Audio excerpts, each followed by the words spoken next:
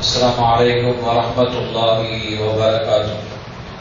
الحمد لله والصلاة والسلام على رسول الله وعلى آله وأصحابه حزب الله.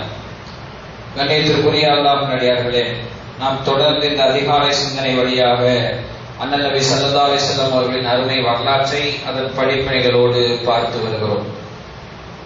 நாம் நபிகள் நாயகம் ஸல்லல்லாஹு அலைஹி வஸல்லம் 53 ஆண்டு கால மக்கா வாழ்க்கையில் சம்பந்தப்பட்ட அவர்களுடைய வரலாறோடு சம்பந்தப்பட்ட பல்வேறு நிகழ்வுகளை நாம் தொடர்ச்சியாக வரிசையாக பார்த்துவிட்டோம். அதிலே நபிகள் நாயகம் ஸல்லல்லாஹு அலைஹி வஸல்லம் அவர்களுடைய 50வது வயதில் அன்னை ஹதீஜா ரலியல்லாஹு அன்ஹா அவர்கள் வஃபாத்தான பிறகு நபிகள் நாயகம் ஸல்லல்லாஹு அலைஹி வஸல்லம் அவர்கள் அன்னை ஹதீஜா ரலியல்லாஹு அன்ஹா அவர்களோடு 25 ஆண்டு கால வாழ்க்கை நடத்தியிருக்கிறார்கள். 25 வயதில் திருமணம் முடித்தார்கள். நபிகள் நாயகம் ஸல்லல்லாஹு அலைஹி வஸல்லம் 50வது வயதில் அன்னை ஹதீஜா ரலியல்லாஹு அன்ஹா அவர்கள் வஃபாத்தானார். அவர்களோடு 25 ஆண்டு கால வாழ்க்கையில் நபிகள் நாயகம் ஸல்லல்லாஹு அலைஹி வஸல்லம் அவர்கள் மறுமணம் என்ற பேச்சுக்கே இடமில்லாத ஒரு வாழ்க்கை தான், தூய்மையான வாழ்க்கை நபிகள் நாயகம் ஸல்லல்லாஹு அலைஹி வஸல்லம் அவர்கள் வாழ்ந்தார்கள். அன்னை ஹதீஜா ரலியல்லாஹுடைய வஃபாத்துக்கு பின்னால் நபிகள் நாயகம் ஸல்லல்லாஹு அலைஹி வஸல்லம் அவர்கள் பல திருமணங்களை செய்தார்கள். இந்த பல திருமணங்களை செய்ததை இஸ்லாமிய எதிரிகள் நபிகள் நாயகம் ஸல்லல்லாஹு அலைஹி வஸல்லம் காமத்தின் வெளிப்பாடு என்பதாக பார்க்கிறார்கள். அது முற்றிலும் தவறான ஒன்று. நபிகள் நாயகம் ஸல்லல்லாஹு அலைஹி வஸல்லம் அந்த செய்த மறுமணங்களினுடைய பின்னணியை நாம் கொஞ்சம் யோசித்து பார்த்தால் யாரும் அப்படி சொல்ல மாட்டார். நபிகள் நாயகம் ஸல்லல்லாஹு அலைஹி வஸல்லம் அவர்கள் அன்னை ஆயிஷா ரலியல்லாஹு அன்ஹா அவர்களை தவிர அவர்கள் திருமணம் செய்த அனைத்து பெண்களுமே விதவைகளாக அல்லது விவாகரத்து செய்யப்பட்டவர்களாகத்தான் இருந்தார். அதுவில்லாமல் நாயகம் ஸல்லல்லாஹு அலைஹி வஸல்லம் அவர்கள் 50 வயதுக்கு பின்னால் தான் இந்த மறுமணங்களை எல்லாம் செய்தார்கள். 50 வயதுக்கு பின்னால் திருமணம் செய்த போது இதையெல்லாம் காமம் என்றோ, விதவை பெண்களை அதுவும் விவாகரத்து செய்யப்பட்ட பெண்களை திருமணம் செய்ததெல்லாம் நாம் காமத்தின் வெளிப்பாடு என்று பார்த்தால் அது நிச்சயமாக தவறான ஒன்றாக இருந்து கொண்டிருக்கிறது. அது ஒவ்வொரு திருமணத்தின் பின்னணியிலேயும் அதற்கான காரணங்களை நாம் தெரிந்து கொள்ள முடிகிறது. நபிகள் நாயகம் ஸல்லல்லாஹு அலைஹி வஸல்லம் எதற்காக இவர்களை திருமணம் செய்தார்கள் என்று நாம் இன்ஷா அல்லாஹ் தொடர்ந்து இந்த வரலாற்றிலே ஒவ்வொரு திருமணத்தினுடைய அந்த நிகழ்வுகளை சொல்லுகிற போது நமக்கு தெளிவாக அது புரிந்து கொள்ளும். மரியாதைக்குரிய நபிகள் நாயகம் ஸல்லல்லாஹு அலைஹி வஸல்லம் அவர்கள் அன்னை ஹதீஜா ரலியல்லாஹு அன்ஹா அவர்களுடைய வஃபாத்திற்கு பின்னால் தன்னுடைய 50வது வயதில் நபிகள் நாயகம் ஸல்லல்லாஹு அலைஹி வஸல்லம் அவர்கள் இரண்டாவதாக திருமணம் செய்த பெண்மணி அன்னை சௌதா ரலியல்லாஹு அன்ஹா. அவர்களின் பெயர் சௌதா பின்த் ஜம்ஆ பின் இப்னு கைஸுல் குரைஷியத்தில் ஆமிரியா. அவருடைய பெயர் சௌதா பின்த் ஜம்ஆ. ஜம்ஆவின் மகள் சௌதா ரலியல்லாஹு அன்ஹா. அவர்கள் குரைஷியிலே ஆமிரி என்கிற குலத்தை சார்ந்தவர்கள், குரைஷி குலத்தை சார்ந்தவர்கள். அவருடைய தாயாரின் பெயர் அஷமூஸ் பின்த் கைஸ். அவருடைய தாயாரின் பெயர் அஷமூஸ் பின்த் கைஸ். தந்தை பெயர் ஜம்ஆ. சௌதா ரலியல்லாஹுடைய தந்தை பெயர் ஜம்ஆ, தாயார் பெயர் ஷமூஸ். நாம் விளங்கிக் கொள்ள வேண்டும். இவர்கள் அதீபுன் நஜ்ஜார் என்கிற வம்சத்தை சார்ந்தவர். யாரு? ஷமூஸ் என்பவர் அதீபுன் நஜ்ஜார் என்கிற வம்சத்தை சார்ந்தவர். அவருடைய தந்தை ஆமிரி, குறைஷி குலத்தில் ஆமிரி என்கிற குலத்தை சார்ந்தவர். இது ரெண்டுமே உயர்ந்த குலம் அந்த அரபுகளுக்கு அன்றைக்கு.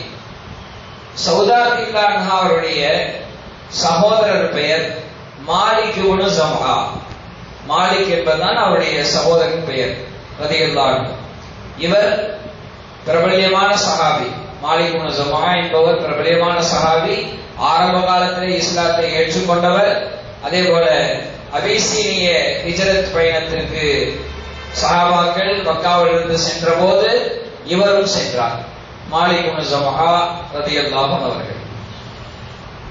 அப்படி அபிசீனியாவுக்கு ஹிஜ்ரத் சென்ற சமயத்தில் அவருடைய மனைவி உம்ரா பின்த் ஸஈத் ஆமிரியா, உம்ரா அவருடைய மனைவியின் பெயர் உம்ரா, அவரும் அந்த அபிசீனிய ஹிஜ்ரத் பயணத்தில் இருந்தார் என்பதை நாம் தெரிந்து கொள்ள வேண்டும். இந்த சௌதா ரலியல்லாஹு அன்ஹா அவர்கள் ஆரம்பத்தில் சக்ரான் இப்னு அம்ர் என்பவரோடு திருமணம் செய்திருந்தார். சக்ரான் இப்னு அம்ர் ரலியல்லாஹு அன்ஹு அவரோடு சௌதா ரலியல்லாஹு அன்ஹா அவர்கள் திருமணம் செய்திருந்தார்கள். இந்த சக்ரான் இப்னு அம்ர் என்பவர் யார் என்றால், சுஹைல் இப்னு அம்ர் என்ற சஹாபியின் சகோதரர். சுஹைல் இப்னு அம்ர் என்பவர் வரலாற்றில் மிக பிரபல்யமான ஒரு சஹாபி. இந்த சுஹைல் இப்னு அம்ர் மிகச்சிறந்த பேச்சாளர், இஸ்லாமிய எதிரியாக இருந்தார். இஸ்லாத்தை எதிர்த்து பேசுவதில் மிக வல்லவராக சுஹைல் இப்னு அம்ர் ஆரம்ப காலகட்டத்தில் இருந்தார்.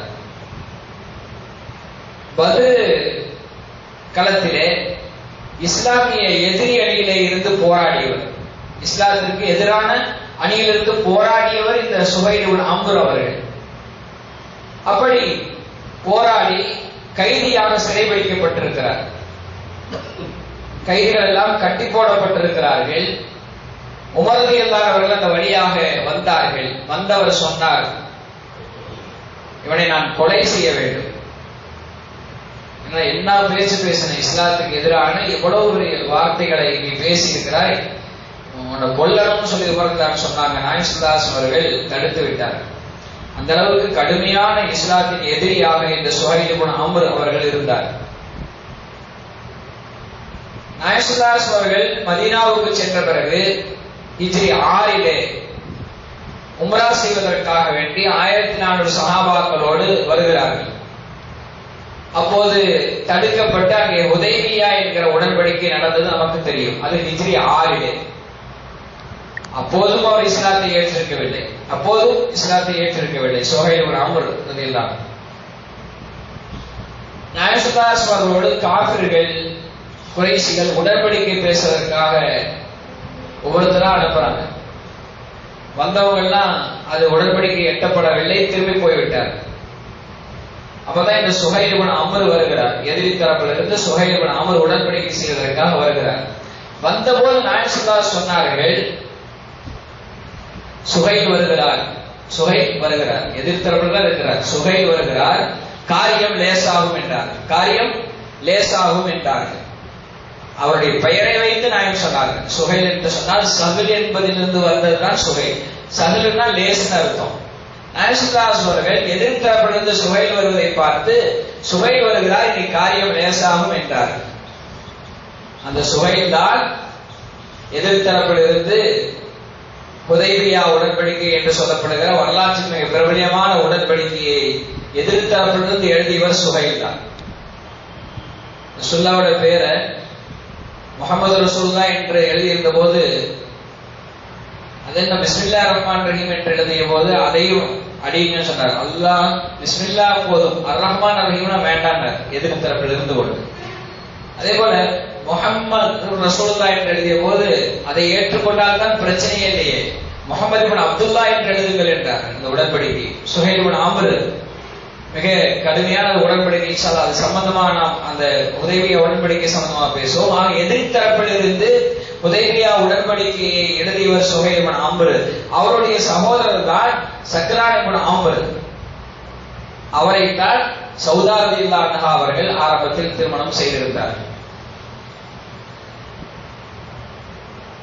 அந்த சௌதா ரலியல்லாஹு அன்ஹா அவர்கள் தன்னுடைய கணவரோடு அபிசீனியாவுக்கு ஹிஜ்ரத் பயணம் மேற்கொண்டார். இஸ்லாத்தை ஏற்றுக்கொண்டதால் ஏற்பட்ட இடையூறுகளால் சஹாபாக்கள் நாயகம் ஸல்லல்லாஹு அலைஹி அவர்கள் எத்தியோப்பியா என்று சொல்லப்படுகிற அபிசீனியாவுக்கு போக சொன்னார்கள். அப்படி சென்றவர்களில் சௌதா ரலியல்லாஹு அன்ஹா அவர்களும் அவருடைய கணவர் சக்ரானும் இருக்கிறார். அங்கே சில காலம் இருந்துவிட்டு அவர்கள் திரும்ப மக்காவுக்கு வருகிறார்கள். மக்காவுக்கு வந்து வீட்டுல தங்கி இருக்கிற போது ஒரு நாள் இரவு சௌதா ரலியல்லாஹு அன்ஹா அவர்கள் ஒரு கனவு காணுகிறார். சந்திரன் அவருடைய மடியிலே வந்து விழுவது போல கனவு காணுகிறார். அக்பரத் ஜௌஜஹா சக்ரான், இந்த செய்தியை தன்னுடைய கணவரிடத்திலே சக்ரானிடத்திலே சௌதா ரலியல்லாஹு அன்ஹா சொல்லுகிறார். நான் இப்படி ஒரு கனவு கண்டேன், சந்திரன் மடியிலே வந்து விழுவதை போல் கனவு கண்டேன் என்று சொன்னபோது சக்ரான் சொன்னார், வல்லாஹி லைன் சத்தத்தி ருகியாகி லம் அல்புஸ் இல்லா யஸீரா ஹத்தா அமூது வதஸப்பஜீன மின் பாதி வதஸப்பஜீன மின் பாதி. சொன்னார், நீ சொல்ற கனவு உண்மை என்று சொன்னால் நான் ரொம்ப நாள்லாம் இருக்க மாட்டேன், நான் சீக்கிரம் மௌத்தாயிருவேன், எனக்கு பின்னால் நீ ஒரு திருமணம் செய்வாய் என்று சக்ரான் அவர்கள் சொல்லுகிறார். சௌதா ரலியல்லாஹுடைய கணவர். அதற்கு பின்னால் இவர் நோய்வாய்ப்பட்டார். அந்த நோயிலிருந்து மீண்டெழ முடியாமல் அவர் அப்படியே வஃபாத்தாகிவிட்டார். இதற்கு பிறகுதான் நபிகள் நாயகம் ஸல்லல்லாஹு அலைஹி வஸல்லம் அவர்களை ஹவுலா பின்த் ஹக்கீம் என்கிற ஒரு பெண்மணி வந்து நபிகள் நாயகம் ஸல்லல்லாஹு அலைஹி வஸல்லம் அவர்களை சந்திக்கிறார். சந்தித்து, இவர் யார் என்றால் உஸ்மான் இப்னு மல்ஊன் என்று சொல்லப்படுகிற பிரபலியமான சஹாபியின் மனைவி ஹவுலா. அவர்கள் வந்து நாயகம் ஸல்லல்லாஹு அலைஹி வஸல்லம் அவர்களை சந்தித்து நாயகம் ஸல்லல்லாஹு அலைஹி வஸல்லம் அவர்களை பார்த்து சொன்னார்கள், யா ரசூலல்லாஹ் ஸல்லல்லாஹு அலைஹி வஸல்லம் கன்னி அராக கது தஹலத்துக ஃபுல்லா ஐல் ஹுஸ்ன். நான் உங்களை பார்த்தா மிக கவலையா தெரிகிறீங்க, கதீஜா ரலியல்லாஹு வஃபாத்துக்கு பின்னால் உங்களை பார்த்தா கவலையாக தெரிகிறீர்கள் என்று சொல்லிவிட்டு சொன்னார்கள் ஹவுலா. இப்ப நாயகம் சொன்னாங்க, கானத்து உம்முல் அபியால் வரபத்துல் பைத், அவள் பல குழந்தைகளை, என் மனைவி பல குழந்தைகளை பெற்றெடுத்தால் தாயாக இருக்கிறார், பல குழந்தைகளுக்கு தாயாக இருக்கிறார், அதே போல என்னுடைய இல்லத்தரசியாக கதீஜா இருக்கிறார் என்று நாயகம் அவர்கள் மனைவி இழந்த அந்த துக்கத்தில் சொன்னார்கள். நான் எப்படி கவலைப்படாமல் இருப்பேன் என்ற போது அவர் சொன்னாங்க, அந்த பெண்மணி, அஃபலா அஹ்துபு அலைக, உங்களுக்காக நான் ஒரு பெண்ணை பார்த்து பேசட்டுமா என்றார்கள். நாயகம் சொன்னார்கள், சரி என்றார்கள். நாயகம் அவர்கள் சரி என்றார்கள். அந்த சௌதா ரலியல்லாஹு அன்ஹா அவர்கள் இத்தாவிலிருந்து, சக்ரான் இறந்ததால் இருந்த இத்தாவிலிருந்து வெளியே வந்த பிறகு நாயகம் அவர்கள் அந்த சௌதா ரலியல்லாஹு அன்ஹா அவர்களை பெண் பேசுவதற்காக தூது அனுப்பினார்கள். அவர்களும் அதற்கு ஒப்புக்கொண்டார்கள். நீ உன்னுடைய தரப்பிலிருந்து ஒரு நபரை சொல், அவர் எனக்கு திருமணம் செய்து வைக்கட்டும் என்று நாயகம் சொன்னபோது அவர்கள் ஹாத்தம் இப்னு அம்ர் என்பவரை தன்னுடைய தரப்பிலிருந்து வழியாக வக்கீலாக சௌதா ரலியல்லாஹு அன்ஹா அவர்கள் நியமித்தார்கள். அவர்கள் தான் நாயகம் அவர்களுக்கும் சௌதா ரலியல்லாஹு அன்ஹா அவர்களுக்கும் திருமணம் செய்து வைத்தார்கள். இந்த திருமணம் நாயகம் அவர்கள் நபியாக ஆன பின்னால் 10 ஆண்டுகளுக்கு பின்னால், அதாவது நாயகத்தின் நபித்துவ வாழ்க்கையில் 10 ஆண்டு, அதாவது நாயகம் அவர்களுக்கு 50 வயதாக இருக்கிற போது ரமலான் மாதத்தில் இந்த திருமணம் நடந்தது என்றும், இல்லை ஷவ்வால் மாதத்திலே, ரமலானுக்கு அடுத்த மாதம் ஷவ்வாலிலே நடைபெற்றது என்றும் கருத்து வேறுபாடுகள் இருக்கிறது. ஆக மொத்தம் நாயகம் 50வது வயதில் இந்த திருமணம் நடந்திருக்கிறது. ஷவ்வாலிலே நடைபெற்றதாக இமாம் இப்னு கஸீர் ரஹ்மத்துல்லாஹி அலைஹி அவர்கள் விதாயா வ நிஹாயா என்கிற கிரந்தத்தில் இந்த திருமணம் நாயகம் 50வது வயதில் ஷவ்வால் மாதத்தில் நடைபெற்றது என்று குறிப்பிடுகிறார். இன்ஷா அல்லாஹ் தொடர்ந்து நாம் வரலாற்றை பார்ப்போம். சௌதா ரலியல்லாஹு அவர்களோடு வாழ்ந்த வாழ்க்கை, அது சம்பந்தமாக சில விஷயங்களை பார்த்துவிட்டு நாம் நாயகம் அடுத்த திருமணம் யாரோடு நடந்தது என்றும் பார்ப்போம். அல்லாஹ் தஆலா நாயகம் வரலாற்றை கேட்பதன் மூலமாக இருந்து கிடைக்கிற படிப்பினைகளை பின்பற்றி நடக்கூடிய நல்ல தௌஃபீக்கினை அல்லாஹ் தஆலா அனைவருக்கும் தந்தல்வானாக. ஆமீன். வாஹிரு தஅவானா அல்ஹம்துலில்லாஹி ரப்பில் ஆலமீன். வஸ்ஸலாமு அலைக்கும் வரஹ்மத்துல்லாஹி வபரகாத்துஹு. சுப்ஹானல்லாஹி வபிஹம்திஹி சுப்ஹானக்கல்லாஹும்ம வபிஹம்திக நஷ்ஹது அல்லா இலாஹா இல்லா அன்த ونستغفرك ونتوب إليك. آمين. سبحان ربك رب العزة عما يصفون وسلام على المرسلين والحمد لله رب العالمين. صلى الله على محمد صلى الله عليه وسلم. صلى الله على محمد صلى الله عليه وسلم. صلى الله على محمد يا رب صل عليه وسلم.